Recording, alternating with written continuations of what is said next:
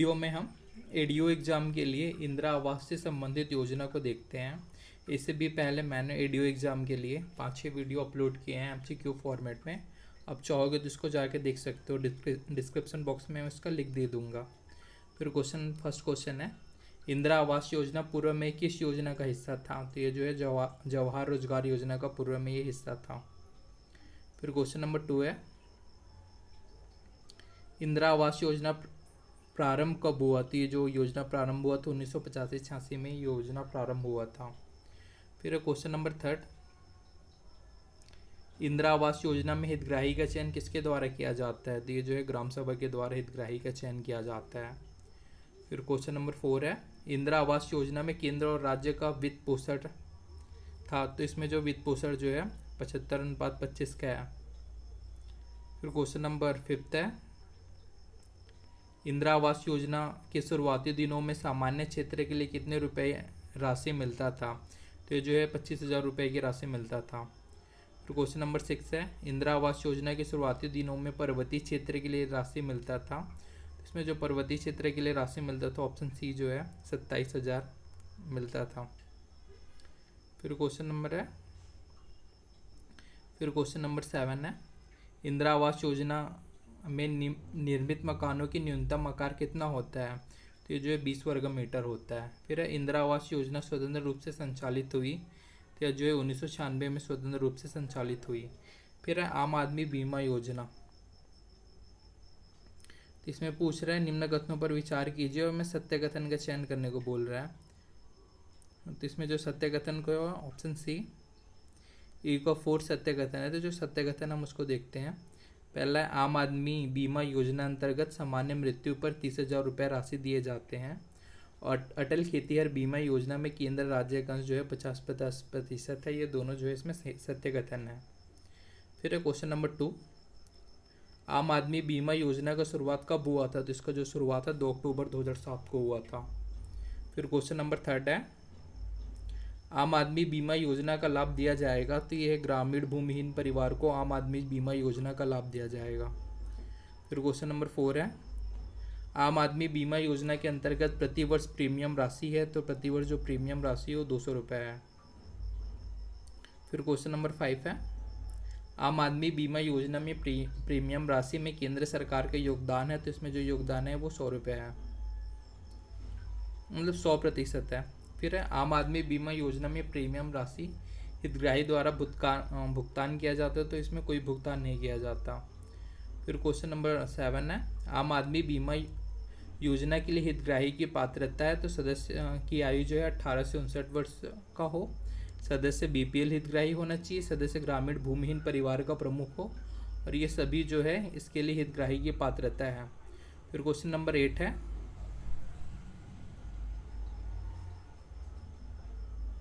आम आदमी बीमा योजना में बीमा अवधि समाप्त होने के पूर्व सदस्य की मृत्यु होने पर नामांकित व्यक्ति को बीमा दिया जाएगा, तो नामांकित व्यक्ति को कितना बीमा दिया जाएगा? तो उसको ऑप्शन सी 30,000 रुपये दिया जाएगा। फिर क्वेश्चन नंबर 9 है, आम आदमी बीमा योजना में सदस्य की दुर्घटना में मृत्यु होने पर नामांकित व्यक्ति को बीमा दिया जाएगा, तो इसमें जो नामांकित व्यक्ति को बीमा दिया जाएगा वो 75,000 रुपये है। फिर क्वेश्चन नंबर 10, आम आदमी बीमा योजना में दुर्घटना में स्थायी पूर्ण अपंगता होने पर बीमा राशि दिया जाएगा, तो ये जो है 75,000 रुपये दिया जाएगा। फिर है, आम आदमी बीमा योजना में एक हाथ एक पैर अक्षम होने पर अभ्यर्थी को बीमा राशि दिया जाएगा, तो उनको जो है 37,000 रुपये बीमा राशि दिया जाएगा। फिर क्वेश्चन नंबर 12 है, आम आदमी बीमा योजना में लाभार्थी के बच्चों को छात्रवृत्ति दिया जाएगा, तो जो लाभार्थी के बच्चों को जो छात्रवृत्ति दिया जाएगा वो है, हितग्राही के 2 बच्चों को छात्रवृत्ति दिया जाएगा, कक्षा 9वीं से 12वीं तक के छात्रों को, और प्रति माह 100 रुपये इसमें जो छात्रवृत्ति प्रदान किया जाएगा। फिर क्वेश्चन नंबर 13 है, आम आदमी बीमा योजना में प्रीमियम राशि में राज्य सरकार की योगदान है, तो उनका योगदान है जो है 100% है। फिर अटल खेतिहर मजदूर बीमा योजना, पहला क्वेश्चन है, अटल खेतिहर मजदूर बीमा योजना की शुरुआत कब हुआ? तो इसकी शुरुआत जो हुई थी 25 दिसंबर 2013 को हुई थी। फिर अटल खेतिहर मजदूर बीमा योजना का लाभ किसानों को मिलेगा, तो 2.5 एकड़ या इससे कम भूमि धारक कृषक परिवार जो है उन्हें अटल खेतिहर मजदूर बीमा योजना का लाभ मिलेगा। फिर क्वेश्चन नंबर 3 है, अटल खेतिहर मजदूर बीमा योजना चलाया जा रहा है, तो ये जो चलाया जा रहा है राज्य सरकार द्वारा चलाया जा रहा है। फिर क्वेश्चन नंबर 4 है, अटल खेतिहर मजदूर बीमा योजना में बीमा की प्रीमियम राशि है, तो इसकी जो प्रीमियम राशि है वो 200 रुपये प्रति वर्ष है। इसमें केंद्र और राज्य का 50% का अनुदान है। फिर अटल खेतिहर मजदूर बीमा योजना में केंद्र और राज्य का हिस्सेदारी है, तो ये 100% है। फिर अटल खेतिहर मजदूर बीमा योजना की पात्रता है, इसकी जो पात्रता है वो ऑप्शन ही सभी है, मतलब 18 से 59 वर्ष के बीच होना चाहिए, बीपीएल परिवार का होना चाहिए, दूसरे की कृषि भूमि में मजदूरी करता और केंद्र राज्य द्वारा संचालित अन्य बीमा योजना का लाभ नहीं ले रहा हो, ये अटल खेतिहर मजदूर बीमा योजना के लिए पात्रता है। फिर क्वेश्चन नंबर 7 है, आम आदमी बीमा योजना में हितग्राही को सामान्य मृत्यु होने पर हितग्राही को मिलेगा, तो उसको जो है 30,000 रुपये मिलेगा। फिर आम आदमी बीमा योजना की हितग्राही को दुर्घटना मृत्यु होने पर हितग्राही को मिलेगा, तो 75,000 रुपये मिलेगा। फिर क्वेश्चन नंबर 9 है, आम आदमी बीमा योजना की हितग्राही को स्थायी अपांगता होने पर हितग्राही को मिलेगा, तो 75,000 रुपये इसमें मिलेगा। फिर क्वेश्चन नंबर 10 है, आम आदमी बीमा योजना की हितग्राही की आंशिक अपंगता होने पर हितग्राही को मिलेगा, तो 37,000 रुपये मिलेगा। फिर आम आदमी बीमा योजना की हितग्राही के बच्चों को छात्रवृत्ति के संबंध में कौन सा कथन सत्य है? 2 बच्चों को छात्रवृत्ति दिया जाएगा, 9वीं या 12वीं तथा ITI अध्ययनरत हो, और प्रति माह 100 रुपये दिया जाएगा, ये जो सभी है वो सही है।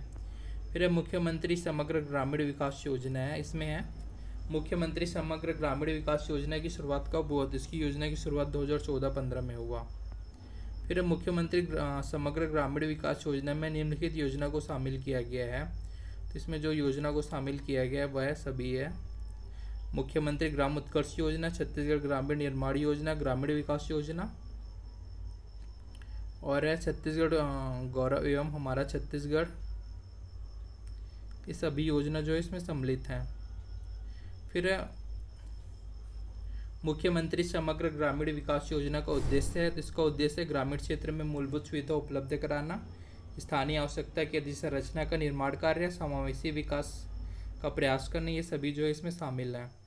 फिर क्वेश्चन नंबर 4 है, मुख्यमंत्री समग्र ग्रामीण विकास योजना में वित्त पोषण है, तो ये जो है राज्य सरकार का है। फिर क्वेश्चन नंबर 5 है, मुख्यमंत्री समग्र ग्रामीण विकास योजना में ग्राम पंचायत को राशि हस्तांतरित करता है, तो जो है जिला पंचायत इसमें राशि हस्तांतरित करता है। फिर क्वेश्चन नंबर 6 है, समग्र ग्रामीण विकास योजना में निम्नलिखित कार्य किए जाएंगे।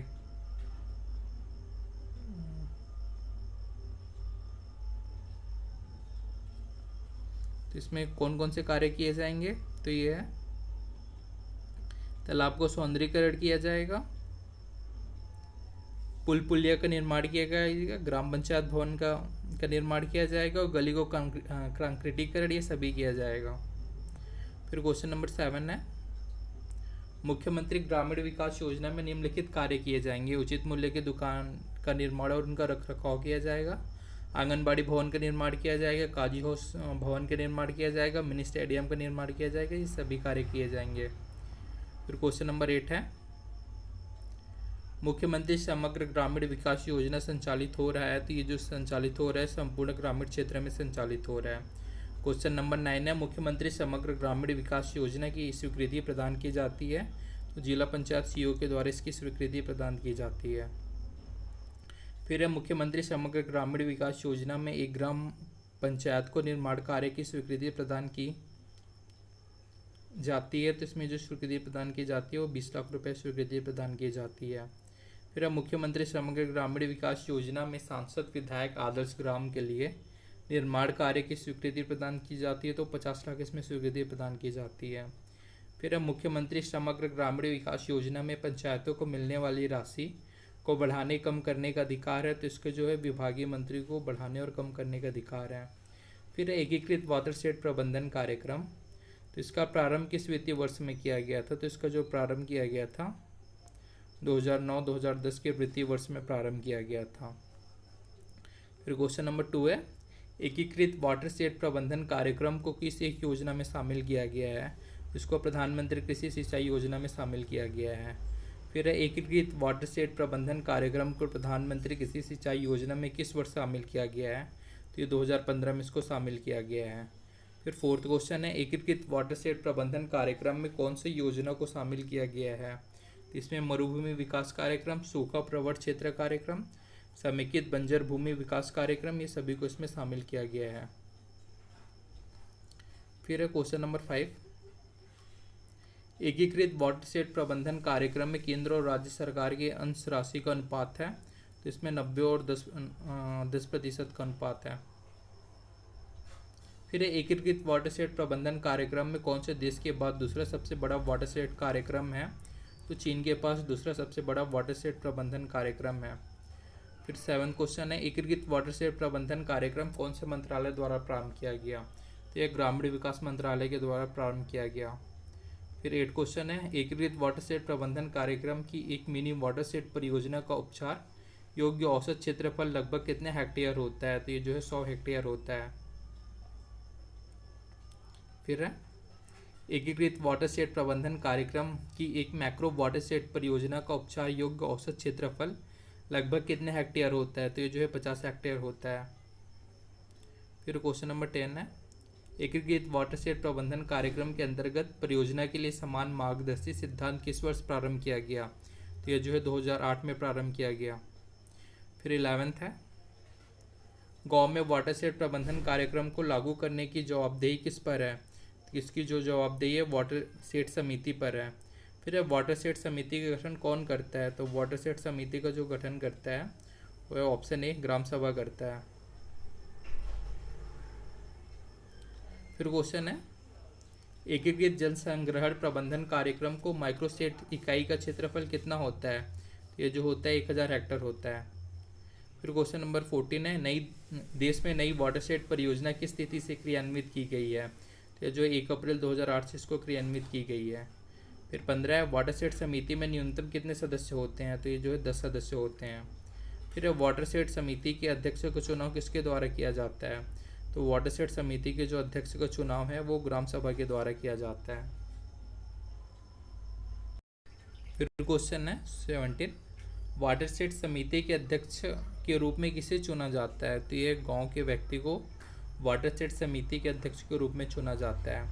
फिर क्वेश्चन नंबर 18 है वाटरशेड समिति निम्न में से किस एक उप समिति होती है? किसकी एक उप समिति होती है? तो ये ग्राम पंचायत की एक उप समिति होती है। फिर क्वेश्चन नंबर 19 है निम्नलिखित में से कौन से वाटरशेड समिति की विशेषता नहीं है? तो इसकी विशेषता क्या है? वाटरशेड समिति का गठन ग्राम सभा द्वारा किया जाता है, वाटरशेड समिति का पंजीयन करना अनिवार्य है और कम से कम 10 सदस्य वाटरशेड समिति में होंगे। ये तीनों इसकी विशेषता है। और जो नहीं है वो ग्राम पंचायत द्वारा वाटरशेड समिति के अध्यक्ष की नियुक्ति की जाती है, इसकी विशेषता नहीं है।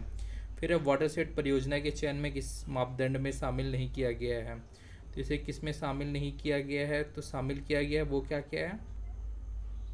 पीने के पानी की अत्यधिक कमी, जल संसाधनों का अत्यधिक दोहन और अप्राकृतिक भूमि की उपलब्धता, ये शामिल किया गया है। और जो नहीं किया गया है वह वाटरशेड भूमि की सुनिश्चित सिंचाई में शामिल होना, ये इसमें शामिल नहीं है। फिर वाटरशेड परियोजना के बहुस्तरीय पद्धति में कितने स्तर होते हैं? तो इसमें जो स्तर होते हैं वो 3 स्तर होते हैं। फिर क्वेश्चन नंबर 22 है वाटरशेड प्रबंधन के अंतर्गत किन्हें विकसित करने की उच्च प्राथमिकता प्रदान की जाती है? तो अप्राकृतिक भूमि और वर्षा सिंचित कृषि योग्य भूमि को इसमें प्राथमिकता प्रदान की जाती है। फिर क्वेश्चन नंबर 23 है एकीकृत जल प्रबंधन कार्यक्रम के अंतर्गत परियोजना की लागत हेतु सामान्य क्षेत्र में कितनी राशि प्रदान की जाती है? तो ये जो है 12,000 रुपये की राशि प्रदान की जाती है। फिर क्वेश्चन नंबर 24 है एकीकृत जल प्रबंधन कार्यक्रम के अंतर्गत परियोजना के लागत हेतु पहाड़ी क्षेत्रों में कितनी राशि प्रदान की जाती है? तो ये जो है पहाड़ी क्षेत्रों में 15,000 रुपये की राशि प्रदान की जाती है। क्वेश्चन नंबर 25 है एकीकृत जल प्रबंधन कार्यक्रम के अंतर्गत परियोजना को पूर्ण करने की समयावधि कितनी है? तो इसको पूर्ण करने की समयावधि 4 से 7 वर्ष है। फिर है सूखा प्रवण क्षेत्र कार्यक्रम किसके द्वारा प्रवर्तित योजना है? तो जो है केंद्र सरकार के द्वारा प्रवर्तित योजना है। फिर है सूखा प्रवण क्षेत्र कार्यक्रम कब प्रारंभ किया गया? तो 1973-74 में प्रारंभ किया गया। फिर क्वेश्चन नंबर 28 है सूखा प्रवण क्षेत्र कार्यक्रम योजना में केंद्र और राज्य का वित्त पोषण कितना है? तो सूखा प्रवण कार्यक्रम योजना में केंद्र और राज्य का वित्त पोषण जो है वो 75 और 25% के अनुपात में है। फिर सूखा प्रवण क्षेत्र कार्यक्रम में योजना के क्रियान्वयन हेतु कितनी प्रोत्साहन राशि प्रदान किया जाता है? तो 6,000 रुपये की प्रोत्साहन राशि इसमें प्रदान किया जाता है। फिर क्वेश्चन नंबर 30 है, मरुभूमि विकास कार्यक्रम का प्रारंभ किया गया था। इसका प्रारंभ 1977-78 में किया गया था। फिर मरुभूमि विकास बोर्ड का गठन कब किया गया? तो इसका गठन जो किया गया था 1966 में किया गया था। फिर समेकित बंजर भूमि विकास कार्यक्रम कब से प्रारंभ किया गया? तो ये जो है 1989-90 से प्रारंभ किया गया।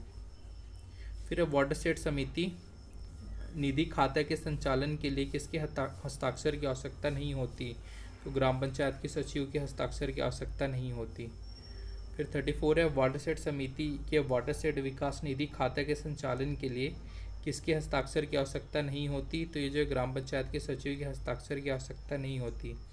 बाकी वाटरशेड समिति के अध्यक्ष ग्राम सभा द्वारा नामांकित स्व सहायता समूह के अध्यक्ष और वाटरशेड डेवलपमेंट परियोजना अधिकारी की हस्ताक्षर की आवश्यकता इसमें होती है। फिर राज्य स्तरीय वाटरशेड समिति में विशेषज्ञों के कितने सदस्य होंगे? तो इसमें 4 से 7 सदस्य होंगे।